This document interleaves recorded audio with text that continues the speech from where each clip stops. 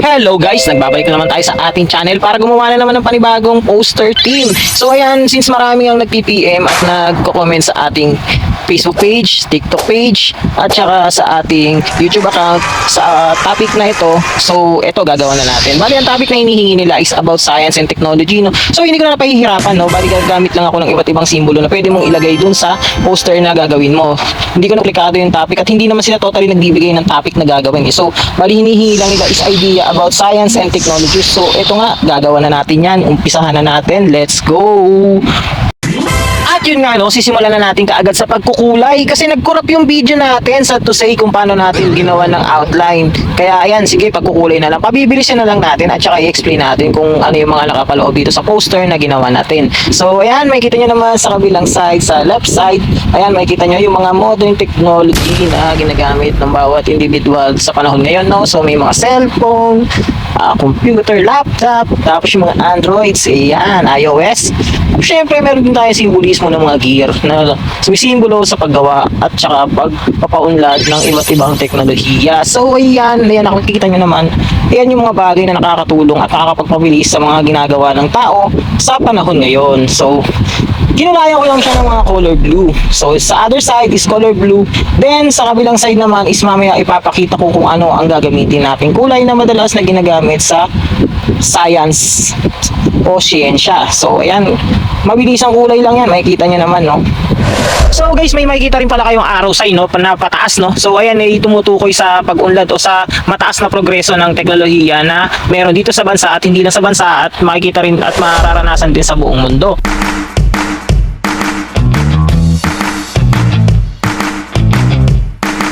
So ayun nga, dumako na tayo sa kabilang part ng ating poster. So yan, makikita nyo naman yung iba't ibang simbolismo na meron sa siyensya o sa science. Ayan, may mga test tube at iba't ibang aparatos na ginagamit sa pag-experiment ng iba't ibang chemicals. So ayan, next naman makita nyo yung logo o yung simbolo ng 3R. So yung reduce, reuse, and recycle. So napaka-importante niyan para makatulong na rin sa pagpapanatili ng kalinisan at kaayusan ng ating kapaligiran. Then makita nyo naman may mga simbolo ng ayun, magnet. So yan, no, kadalasan din yan ginagamit sa science laboratory. Tapos yan, yung may mga puno. Ayan, nakikita nyo naman. Tapos yung iba't ibang klase ng particle. So yan, napakasimpleng simbolismo lang pero makakapagbigay kayo ng maayos na explanation, no, kung bakit yan yung mga nilagay nyo sa loob ng inyong poster. Dito nga pala sa poster na to, no, pinapakita ko na hindi nyo kailangan maging komplikado o maging detalyado sa paglalagay ng mga kulay sa isang poster, no. Since uso na ngayon yung mga on-the-spot poster making dahil tapos na ang pandemic, nagbibigay sila ng time limit sa kada poster na ginagawa at sa bawat contest na ginaganap sa iba't ibang school, no. So kailangan maging witty kayo sa paggamit ng mga kulay. So ayan, ginamit ko nga yung kulay na mabilis kayong matatapos, no. Since nga yun nga ay sa pagitan ng technology at ng siyensya, so ayan, pwede nyo gamitin yung ganitong process ng pagkukulay at hindi nyo kailangang kulayan ng iba't iba at maging colorful yung poster na ginagawa nyo. Unless na kailangan talagang bigyan ng buhay yung poster na gagawin nyo, no? Alam din naman natin na ang isang bumbilya o ang ilaw ay produkto ng teknolohiya. Then sa paligid ng bumbilya, merong nakapalibot na mga DNA na alam naman natin na isa ito sa mga komposisyon na bumubuo sa katawan ng isang individual. Bali sa part ng isang bumbilya at inilagay natin siya sa mismong gitna ng ating poster kasi ito ang magbibigay ng liwanag at kung saan nagmumula ang liwanag na makikita sa loob ng ating poster. By the way guys, may makikita rin pala kayong parang anino dun sa likod ng bumbilya, no? So ayan, anino ng isang tao, no? Tapos ngayon yung bumbilya is nakalagay sa medyo upper part ng ulo ng tao, no? So ayan, sumisimbolo siya sa utak o sa kaalaman ng isang individual. Sa lahat o halos lahat ng video ko, ini-explain ko na kailangan maging mapili kayo o kailangan maging typical kayo sa paggamit ng mga simbolismo, no? Kasi yung poster is hindi naman talaga totally gumagamit ng mga message o yung mga label na ilalagay mo sa mga object, no? So yung mga mismong object o yung mga symbolism mismo ang mag-i-explain sa mga makikita ng judges, sa mga mata ng mga hurado, no? So kailangan maging mapili at metikuloso kayo para ma-express nyo kung ano yung gusto nyo o maging meaning ng poster na ginagawa nyo. Pero hindi ko naman sinasabi na bawal maglagay ng mga salita at ng mga label sa isang poster, no? Nakadepende pa rin yan kung mahirap naman talagang bigyan ng pagpapahulugan, especially kung sa mga ahensya. Syempre hindi mo naman masasabi yan lalo na't hindi naman masyadong kilala, no? At saka sa mga item na hindi naman talaga kilala. So ayan.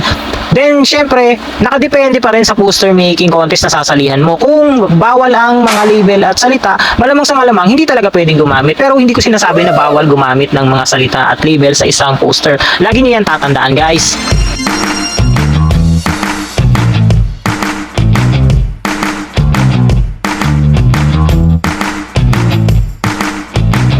At yun nga, no, kung nag-enjoy ka sa panonood nitong poster making na ginagawa ko, maaaring humingi man lang ng konting tulong sa'yo, no? So, palike naman ang ating TikTok account, then ating Facebook page, and then, syempre, ang ating YouTube channel. Papaklik na lang ako ng subscribe button, then hit notification bell para maging updated ka pa sa mga poster na ginagawa ko. At para marami pa rin tayong matulungan, lalo na sa mga artist natin na nagsisimula pa lang at gustong sumali sa mga ganitong poster making event. Maraming salamat!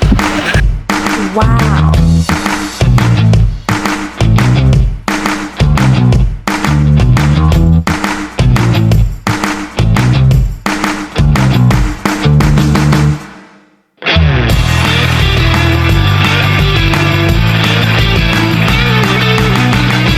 Oo nga pala, no, since ito nga pala poster na ginagawa ko, requested team nga lang din pala.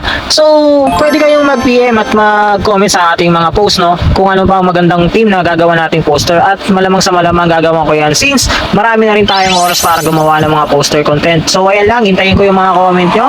So, yun lang, maraming salamat. At ito nga pala, malapit na din palang matapos yung poster na ginagawa natin. Konting linis na lang, konting clean up drive.